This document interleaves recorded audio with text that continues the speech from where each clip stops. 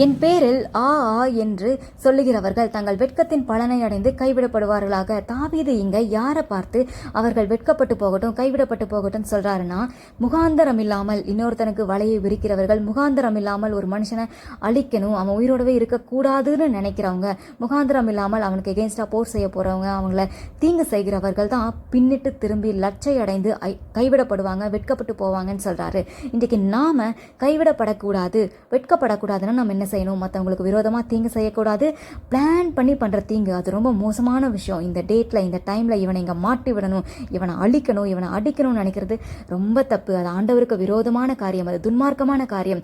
ஆண்டவர் அதை வெறுக்கிறார், அருவருக்கிறார். நம்ம அதை செய்ய வேண்டாம். நம்ம நீதியின் பிள்ளைகளாக, வெளிச்சத்தின் பிள்ளைகளாக, நீதிமான்களாய் நடந்து கொள்ளணும். கைவிடப்படாமல் இருக்கணும், ஆண்டவருடைய வருகையில் கைவிடப்படாமல் இருக்கணும்னா நீங்கள் நீதி செய்யுங்கள், ஆண்டவருடைய கட்டளைகளை கை கொள்ளுங்கள், அவருக்கு கீழ்ப்படிந்து ஆண்டவர் சொற்படி நடந்து கொள்ளுங்கள், நீதிமானாய் நடந்து கொள்ளுங்கள். கர்த்தர் உங்களை ஆசீர்வதிப்பார்.